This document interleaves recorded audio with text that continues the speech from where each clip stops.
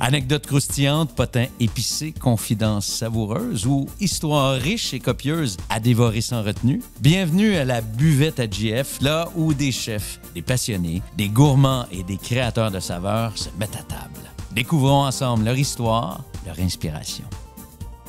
Elle fait partie de la famille de toutes les familles du Québec depuis plus de 60 ans. Elle nous a proposé des milliers de recettes gourmandes et festives, nous prodiguant généreusement trucs et conseils culinaires, émaillés d'humour, de folie, de soleil d'Italie et d'air d'opéra. Elle est unanimement aimée de tous, toutes générations confondues. Partout où elle se présente, elle attire les foules et fait tourner les têtes. C'est une rockstar, un véritable monument national.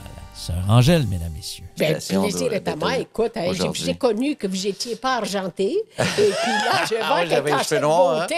Alors, j'ai trouvé ça extraordinaire. On vieillit tous, c'est beau. Non, c'est pas vieillissant. Non, c'est grandir en beauté. Ah, c'est gentil, ça. Bien sûr. Je devrais vous inviter plus souvent pour avoir de tout va beaux bien. compliments. Tout va bien. Tu regardes. Oh, on cherchait votre titre. Est-ce qu'on dit chef, Angèle? Ça dépend. Tu prends... Moi, mon nom, c'est Sœur Angèle. Sœur Angèle. Deuxièmement, si tu veux me dire chef, tu prends chef. Tu prends qu'est-ce que ton cœur te dit. Mm-hmm. Moi, c'est pareil, parce que je ne peux pas changer, je suis une personne. Et toi aussi. C'est ça. On est des personnes uniques. Hein? Ça fait très longtemps que vous êtes dans le paysage télé du Québec. Ben oui. Hein, depuis toujours, nous semble-t-il. Ça fait combien d'années? Je suis la plus vieille. J'ai parti, vois-tu, c'était février 56. Février 56. T'étais pas là, toi? Non, j'étais pas là. Non. Donc, c'était le... C'était février 56 que j'ai commencé. À la télé? À Radio-Canada. Et puis, je faisais à l'international en italien parce que je ne parlais pas le français dans le temps. Alors, ils m'ont fait faire, pour faire venir les meilleurs bâtisseurs italiens, pour construire le métro, l'Expo 67, et puis les autoroutes, et puis tout. Alors, c'est pour ça. Et là, ils ont dit, elle, là, on va la... C'est le mettre drapeau. Il dit, il faut que j'ai besoin de cette femme-là. Et j'en cherchais, mais je ne l'ai pas trouvée. Là, elle nous arrive. J'étais jeune, hein? J'avais 17 ans. Et vous ne parliez pas français? Du tout. Et il parlait, puis je disais ça, oui. Vous partez? Oui. Alors, il dit, il faudrait vous concentrer pour savoir quand c'est oui et quand c'est non. Bon, je comprenais bien. Combien de temps ça vous a pris à apprendre le français pour être fonctionnel? Pas longtemps. Non? Un mois, moi, je travaillais, là. Ah oui, déjà? Oui. Tu sais, quand tu veux t'insérer dans une place et tu te dis, le besoin est là, bien, la nuit puis le jour, moi, je parlais en français dans ma tête. Et puis, c'est ça. Et puis, même assez que les Italiens, actuellement, ils disent, ben, pas italienne, elle parle bien trop français. Est-ce que vous avez perdu de votre italien? Pas du tout. Io parlo naturalmente l'italiano, ma vero italiano, perché ho imparato l'italiano, sono dalla provincia di Venezia. Donc, c'est dans la province de Venise et c'est là que moi, j'étais à l'école. Avez-vous dit le vrai italien? Le vrai. C'est parce qu'il y en a beaucoup qui parlent le patois. OK. Ou l'italien de la région, tu sais, là. Mais je peux parler vénitien aussi, parce que ça se prend à l'école. Une chaise, en français, en italien, c'est sedia. En italien, en vénitien, c'est carrega. Donc, c'est un dialecte? Non, c'est une langue qui est mélangée avec les Indes, parce que Venise était construite dans les épices. Mm-hmm. Alors, c'était des bidons. C'était un port important. Alors, c'est exact. Et là, dans le temps, il n'y avait pas d'argent, il n'y avait pas les lires qu'on a en Italie. Alors, il y avait, avec quoi qu'ils les payaient, les gens des Indes? Des épices? Avec, non. Ils amenaient des épices et on les payait. Non. On les payait avec les graines de caroube. Alors, parce que la graine de caroube est dure comme les diamants et comme l'or. Alors, ils les payaient avec les graines de caroube. Et pourquoi qu'on dit l'or tant de carats, et puis l'argent tant de carats, et puis les diamants tant de carats, c'est parce que, justement, le caroube, cara, et la définition. Alors, vous avez dans l'or 22 carats en Italie. Ici, il y en a 10, 12 le plus qui c'est ça. Mais là, c'est ça. Bien, regarde, mes boucles d'oreilles, c'est plein de ça. Ils m'ont remis ça quand j'ai été baptisée. Et puis, ils me l'ont soudé. C'est soudé. Parce que quand j'ai entré, là, la communauté. Quand vous avez été baptisé... en Italie, En Italie. Oui. Puis ils m'ont mis ça, ils m'ont percé. Mais c'est soudé. Alors, ils peuvent pas... Pour pas que les Allemands, pendant la guerre, ils les arrachent, parce qu'ils arrachaient tout l'or qu'ils trouvaient, les anneaux des mariés, tout.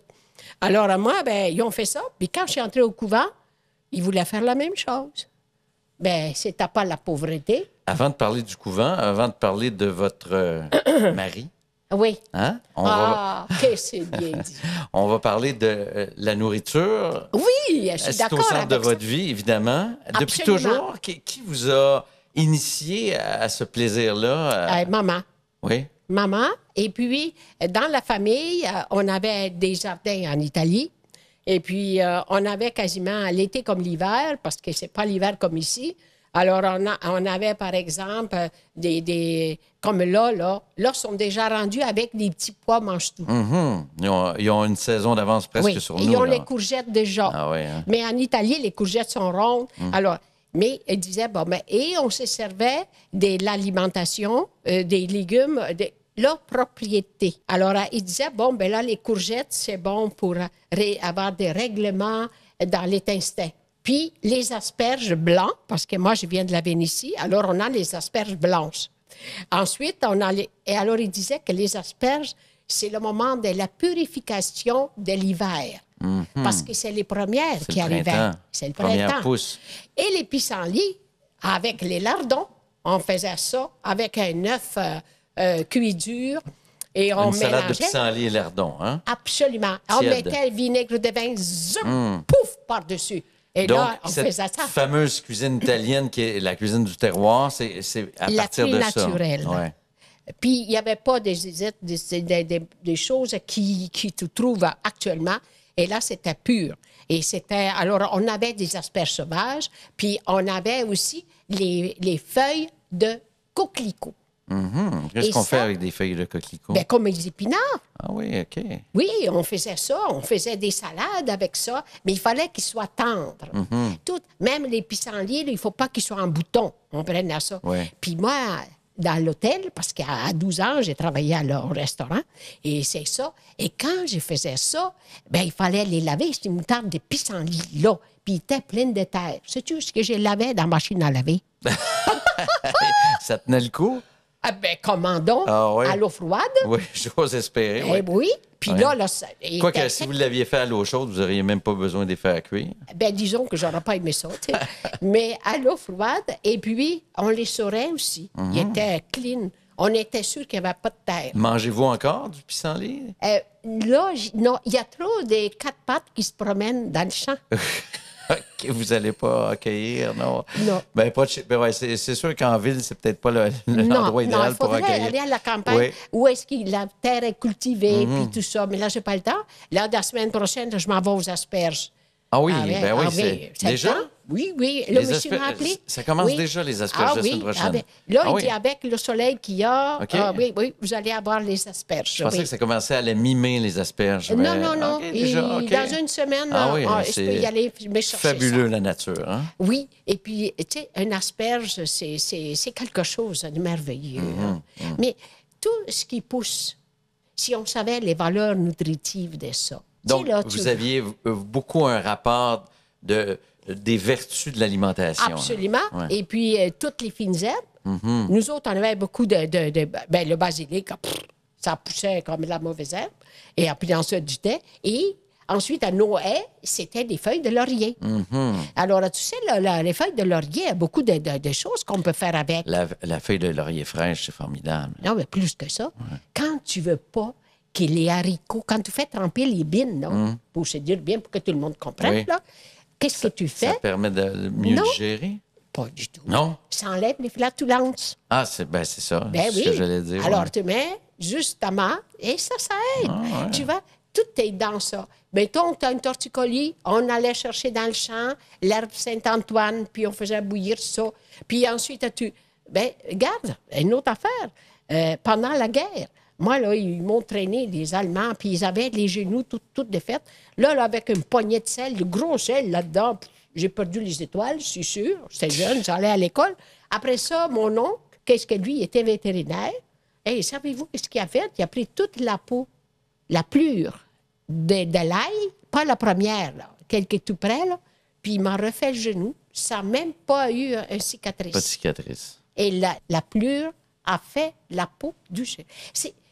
Mais moi, j'étais très sensibilisée à ça. Parce que dans la ville où je suis née, on avait un centre de recherche. Alors, à tous les samedis, quand on avait le temps, on partait très tôt, puis on allait chercher les crocus. Et là, on avait un échantillon pour aller porter ça au centre de recherche, alors pour faire de la médecine. Parce que moi, j'étais à Milan. À Milan, c'était la Montecatini. Alors, j'avais appris où ils font les plus de médicaments, au plus naturel. Ben, je ne suis pas pour le naturel, mais des choses naturelles. Alors, ils nous faisaient telles choses comme l'épinette, les ça, c'est incroyable comment on ignore. On est loin de ça, hein? Parce que quand on s'est éloigné de ces absolument. vertus-là. Moi, je me rappelle que là, le mois de mai, on avait des noix de Grenoble, puis ma soeur allait, ma mère surtout, allait les chercher. Ils n'étaient pas plus gros que rien, vertes. Puis là, elle les mettait dans un grand pot, et puis elle mettait la grappe dedans, l'eau de vie. Ouais. Bon, et imagine-toi que ça faisait. La grappe était tellement forte qu'elle appelait la plure verte, elle l'enlevait, c'était en marre que tu... écoute, mais quand ça guérissait tout ce que j'avais, les ulcères, des choses comme ça. Un grand verre de grappa avec... oui, les clous de girofle pour enlever le mal des dents. Je peux t'en dire, en veux-tu, en voilà. Mais on a été élevés comme ça. À partir de ce moment-là, vous avez développé votre goût pour la cuisine. Donc, Absolument. Votre mère cuisinait beaucoup, cuisine traditionnelle italienne. Le pain, moi, j'ai toujours fait le pain. Et puis, moi, j'ai appris... Qu'est-ce qui m'a plus fasciné de tout? Quand tu le vas dans le four, et là, tu vois le pain. Gonflé. Il y a de la vie. Oui, c'est vrai. Il y a de la vie. Il y avait, moi, quand j'ai fait ici, là, au Québec, j'ai faisais la pâte. J'avais apporté ma petite machine, tu sais, le ding. Ouais. Bien là, j'avais apporté ça. Puis là, j'ai dit, on va faire les pâtes. Mais à l'Institut d'hôtellerie, ils ne faisaient pas de pâtes. C'était la pâte Catelli. Alors, moi, j'ai le centre de recherche. J'ai fait quand même. Vous avez apporté votre laminoir. Vous avez. L'allez encore? Ah oui? Ah oui. Je faisais ma lasagne, la pâte, puis je faisais mes fettuccini, je faisais mes stracciapreti. Quand vous êtes arrivé en 1956, ça devait être à peu près un désert culturel au Québec pour ce qui est de la bouffe. Écoute, moi, j'ai fait le premier salon de l'agriculture. Oublie pas ça. Tu prêches sur la rue Maisonneuve, où ils ont fait la Bibliothèque nationale et Berry. J'avais ça. Alors, ils m'ont dit de faire ça. Quand je suis arrivée là, il y avait une charrette, il y avait du chou, des navets, des carottes, des patates, une citrouille, puis des oignons. Et puis des navets, des carottes, des patates, et du chou, et du blé d'Inde. Bon. Alors, je disais, mais c'est quoi qu'ils ont ici à manger? Et là, c'est la première... Alors, j'ai commencé, quand je faisais la télé, j'ai dit, il faut montrer ça, les poivrons. Et puis, à l'instant, on ne mangeait que des poivrons verts. Il n'y en avait pas de toutes les couleurs. Non. Mais parce qu'ils n'étaient pas assez mûrs. Ben non, c'est ça. C'est ça, mais on ne savait pas. Non, c'est quand même incroyable. Ben oui. Et en plus de ça, moi, j'ai présenté les aubergines la première fois. Hey, on dit, ça mange quoi, ça, en hiver? Les cœurs d'artichaut. Oui, je comprends. Hey, c'est quoi ça? Mais est-ce possible de retrouver ces légumes-là ici au Québec à ce moment-là? Ben moi, je m'arrangeais avec les restaurants italiens. OK. Chez Milano. Qui réussissaient à importer. Ils enlevaient tout ça, ils commençaient, là. Ça, tout commençait ici, là. Ben oui, je comprends. On n'avait rien que la salade puis la chicorée. Il n'y en a plus, là, dans les magasins. La romaine, il n'y en avait pas dans le temps, mais c'est la Boston. L'iceberg. L'iceberg, oui. Puis il y avait de l'huile Crisco puis du vinaigre blanc Allen. Il y avait peu d'huile d'olive ou à peu près, pas de bon vinaigre. Non. Et puis moi, j'ai commencé à faire venir l'huile d'Italie, mais il est trop amer. Et là, j'ai dit, vous savez qu'au Québec, c'est des gens qui ont le palais sucré. C'est vrai. Pourquoi que vous avez le palais sucré? Pourquoi on a le palais sucré? Ça, à cause du sirop d'érable? Non. C'est que la terre, le sol, il est sucré. Ah oui. Le maïs, le pantam, sucré, il est sucré ici. Ouais. Moi, là, je suis féroce. J'ai pris les graines dans le temps et j'en ai apporté à mon beau-frère en Italie. Ouais. Et puis, la première année était semi-sucrée parce qu'ils donnent ça aux vaches. On fait la farine, la polenta. Mais là, imagine-toi donc que la première année, c'était semi. Après, il est venu aussi dur que l'autre qu'il y avait pour donner aux animaux ou faire la farine. Donc, c'était la terre qui était... C'est la terre. C'est pour ça que vous aimez la danse sucrée au Québec. C'est intéressant. Puis c'est vrai que l'huile d'olive, on n'aime pas une huile d'olive âpre, on n'aime pas une huile d'olive qui goûte la pamplemousse rose. J'étais travaillé en Italie pour leur dire, écoutez, j'étais en Grèce. Alors, j'ai dit, écoutez, là, parce que le premier arrivait de Grèce. Après, c'est l'Italie qui s'est mis dans la barque. Après ça, ils ont commencé à le faire venir. Mais ça a pris du temps. On n'a pas eu ça en chantant poune, là. Mais non, je comprends. C'est des années. Puis comment on explique ça aux gens? On introduit un produit au fur et à mesure, parce que c'était votre métier de communiquer cette passion-là. À la télé, je disais, bon, ben vous savez que de l'huile, c'est bon pour la santé. Oubliez pas ça. Et ça nettoie l'intérieur. Mais il ne faut pas abuser des choses. Mais une cuillère à une vraie huile d'olive. Vous en prenez une cuillerée avant d'aller prendre une brosse. Excuse-moi, là. Tout sera pas sous. Absolument, ça aide en toutes choses. Mais il fallait la trouver, l'huile d'olive extra vierge à cette époque-là. C'était pas évident. C'est parce que l'huile flotte. Et puis, ça empêche de monter au cerveau. La boisson. C'est drôle. Mais moi, j'étais très fascinée par l'alimentation et le contenu de tout ça.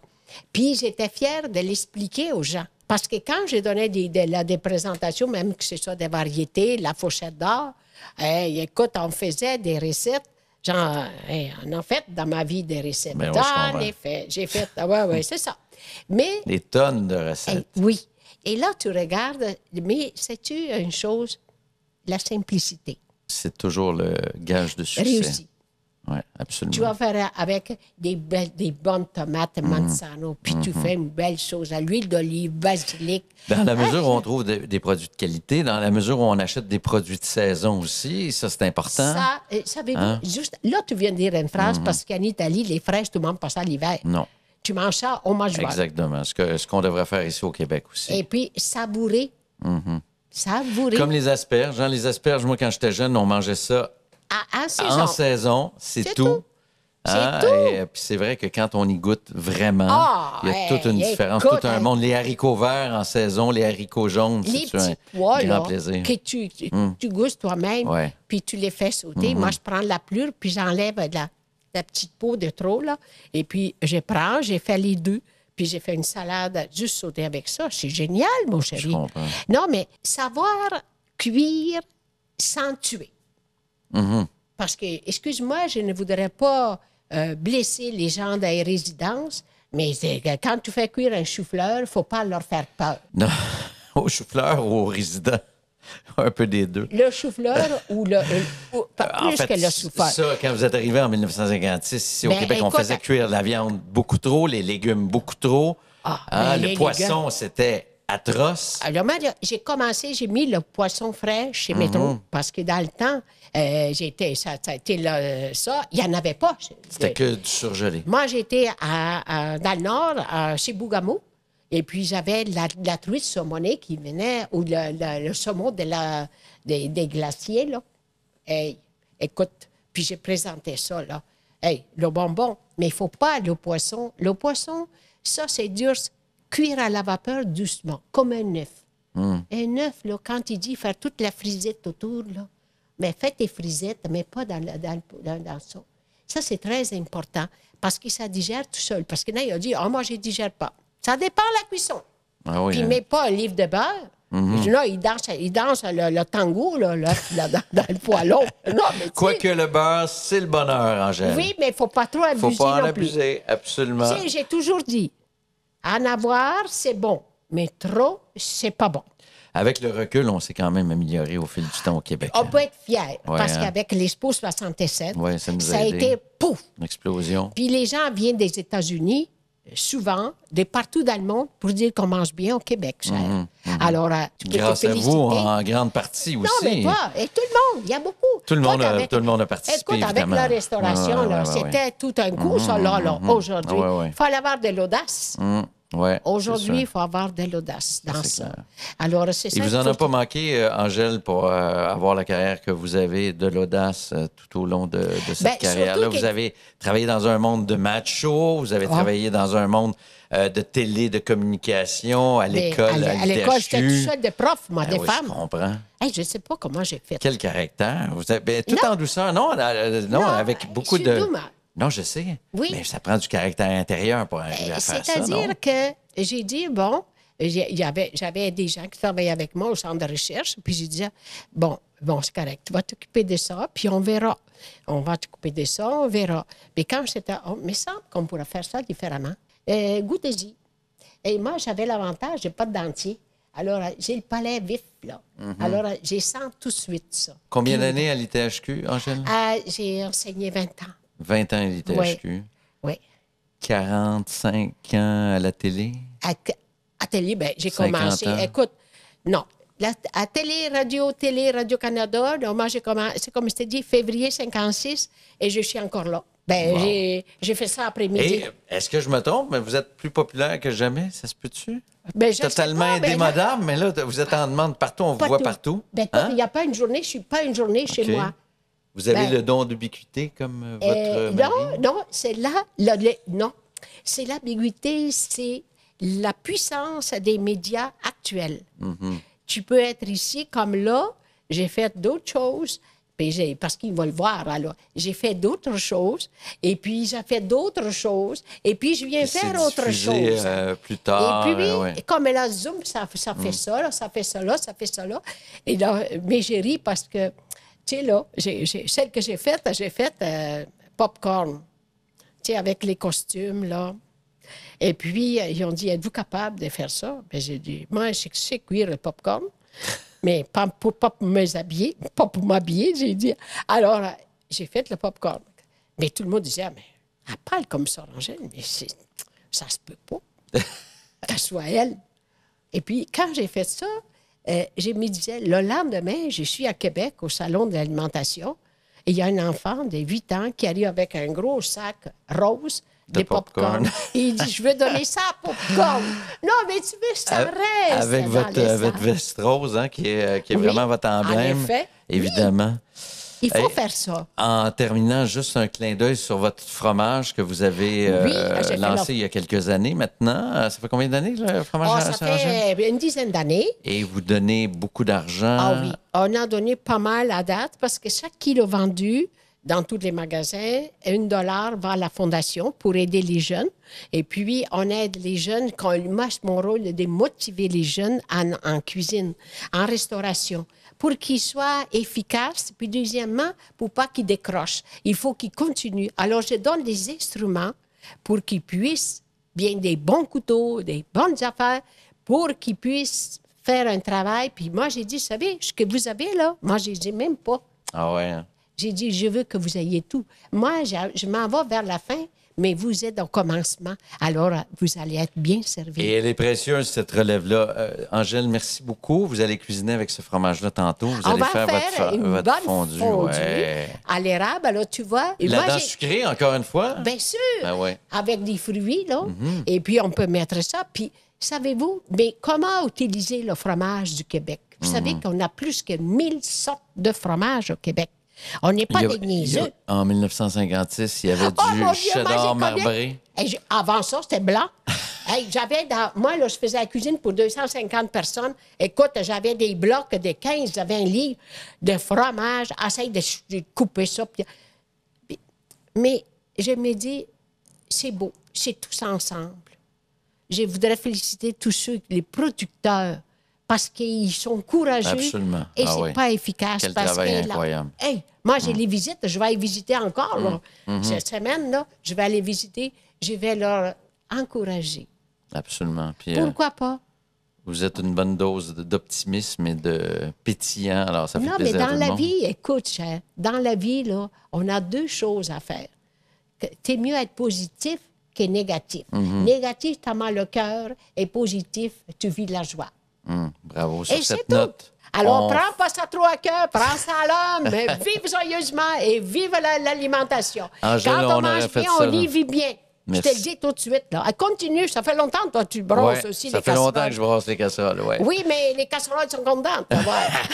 Angèle, merci beaucoup. Ça fait plaisir. Merci.